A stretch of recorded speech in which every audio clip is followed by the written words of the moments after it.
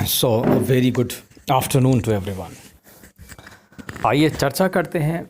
हम रोज़ सूरज को उगते हुए देखते हैं, फिर वो ऐसे उगता है पूरब से और पश्चिम में जाकर छिप जाता है, फिर चंद्रमा निकल आता है। और मैंने देखा चंद्रमा भी जनरली आजकल पूरब से ही निकल रहा है, पता नहीं पहले कहाँ से निकलता था, मुझे मालूम नहीं। खैर, ये सूरज का उगना और ये सूरज का छिपना, उसके बाद चंद्रमा का निकलना, ये क्या चीज़ है, इसके पीछे क्या रहस्य है, आइए जानते हैं। देखिए, शायद आप लोगों में से कुछ लोगों को मालूम भी हो इसका रहस्य, लेकिन आप लोगों ने कभी चिंतन इस बारे में नहीं किया कि सूरज और चंद्रमा निकलते उगते क्यों रहते हैं संसार में। आप कह सकते हैं कि सूरज एनर्जी का सोर्स है और सारे वर्ल्ड इसी की एनर्जी पे चल रही है। मैं बोल रहा हूँ तो सूरज की एनर्जी से बोल रहा हूँ, ये आप कह सकते हैं कि भाई एनर्जी नहीं होगी तो प्राणी कैसे जिएंगे। खैर, नेचर के पास बहुत सारे उपाय और भी हो सकते थे, लेकिन उसने फिर भी एक सूरज बनाया। जिसने सूरज चांद बनाया, किसने तारों को चमकाया, आखिर उसके दिमाग में क्या था। देखिए, जो सूरज का उगना और ये जो जाना है और चंद्रमा का निकलना है, ये प्रोसेस है, ये आपके शरीर में होती है। ठीक है, ये आपके हार्ट के अंदर होता है।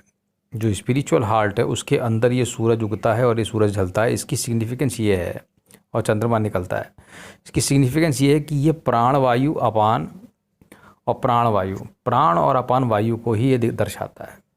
ये जो आपके अंदर एयर होती है, एयर का सर्कुलेशन है, प्राण अपान, प्राण प्राण अपान। आप जानते हैं ऊपर प्राण वायु बहती है नीचे को और अपान वायु बहती है। और आप ये भी जानते हैं प्राण गर्म वायु है जो ऊपर गर्मी पैदा करती है, जिससे आपको एनर्जी मिलती रहती है, ये प्राण सन है। ये अपान जो है ये नीचे ठंडी ऊर्जा बहाती है, ये ठंडक पैदा करती है, ये चंद्रमा है। ठीक है। तो ये जो चंद्रमा का निकलना और सूरज का निकलना और ढलना है, ये इसी चीज़ को सिग्निफाई करता है। होता ये है बॉडी में प्राण वायु जो है वो अपान में कन्वर्ट होती रहती है और अपान पान में कन्वर्ट होती रहती है कॉन्स्टेंटली। ये कुछ इसी तरीके से है जैसे कि सूरज उगता है तो जाता है, छिपता है, फिर सूरज चंद्रमा निकल आता है और ये साइकिल निरंतर चलती रहती है बाहर। वैसे ही तुम्हारे बॉडी के अंदर भी ये साइकिल कॉन्स्टेंटली चलती रहती है। ठीक है, ये उसी को रिप्रेजेंटेशन इसने बाहर बनाया है। परमेश्वर बहुत बड़ा कलाकार है, वास्तव में कलाकार ही है वो। ठीक है, उसने क्या किया, इस प्रोसेस को, ये जो तुम्हारे स्पिरिचुअल हार्ट की बॉडी के अंदर कॉन्स्टेंटली होती है, उसको उस माध्यम से बाहर दिखाया है। चंद्रमा का निकलना, सूरज का निकलना, चंद्रमा का निकलना, सूरज का निकलना। इसमें एक ये महत्वपूर्ण बात ये भी है कि चंद्रमा, तुम जानते हो तुम्हारी नाक में 2 छेद हैं, सभी के 2 हैं, और इसमें से हमेशा एक ही ज़्यादा फंक्शनल रहता है, एक बंद ही रहता है। एक सूर्य नाड़ी, एक सूर्य का है, एक चंद्र का है, सूर्य का है, चंद्र का है। इसने सब सिस्टम यहाँ ऐसे बना रखे हैं। ठीक है, सूर्य नाड़ी चढ़ेगी तो ये चलेगी तो ऐसा होगा, चंद्र नाड़ी चढ़ेगी तो ऐसा होगा। ठीक है, तो इसका एक सिस्टम है। तो होता ये है कि ये पान और अपान का, वायु का, ओके, ये जो निरंतर कन्वर्जन है वही तुम्हें बाहर दिख रहा है, उसी का वो रिफ्लेक्शन तुम्हें वो बाहर सूरज और चंद्रमा के रूप में दिखा रहा है। और तुम्हारा ध्येय क्या है, और तुम जानते हो कि सूरज जो है और चंद्रमा जो है ये अलग नहीं है, समझे। सूरज के रिफ्लेक्शन से ही चंद्रमा बना है, इन द सेंस उसी की लाइट से वो चमकता है। तो होता ये है कि ये अपान कॉन्स्टेंटली प्राण में चेंज होती है, प्राण जो है वो अपान वायु में चेंज होता रहता है, कॉन्स्टेंटली ये सर्कुलेशन चलता है। अब तुम्हें करना क्या है, तुम्हें प्राणायाम के माध्यम से इन दोनों को एक न्यूट्रल स्टेट में ले आना है। तुम्हें ऐसे उस पॉइंट को तुम्हें पकड़ना है।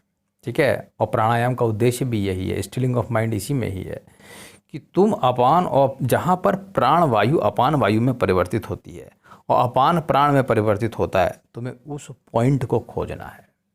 ठीक है, और उसको जब तुम खोज लोगे तो उस पॉइंट पे जब तुम रुकोगे तब तुम्हारा माइंड स्टिल हो जाएगा, और वही प्राणायाम का उद्देश्य है। ठीक है, तो जितने बड़े बड़े सिद्ध योगी हैं वो यही करते हैं, प्राण वायु और अपान वायु को रोक के स्थिर करना, अर्थात सूर्य और चंद्रमा को एक ही जगह लाना, और दोनों एक हैं ही हैं वैसे भी, तो इनको ये रोक करके उस पर्टिकुलर पॉइंट पे पहुंचते हैं और उस पर्टिकुलर पॉइंट पर ये ध्यान लगाते हैं। तो इनका माइंड क्या है, ये सारी बीमारियों से फ्री हो जाते हैं और इनका माइंड स्टिल हो जाता है। तो यही तरीका, यही और आखिरी उद्देश्य भी प्राणायाम का यही है। तो ये जो प्रक्रिया तुम बाहर देख रहे हो कॉन्स्टेंटली, सूर्य चंद्रमा निकलना जाना आना, ये तुम्हारे शरीर के अंदर भी कॉन्स्टेंटली चल रही है। ठीक है, तो मुझे लगता है तुम समझ गए हो कि भगवान कितना बड़ा कलाकार है। तो उम्मीद है तुम समझ जाओगे और तुम इसका प्रयास करोगे। धन्यवाद।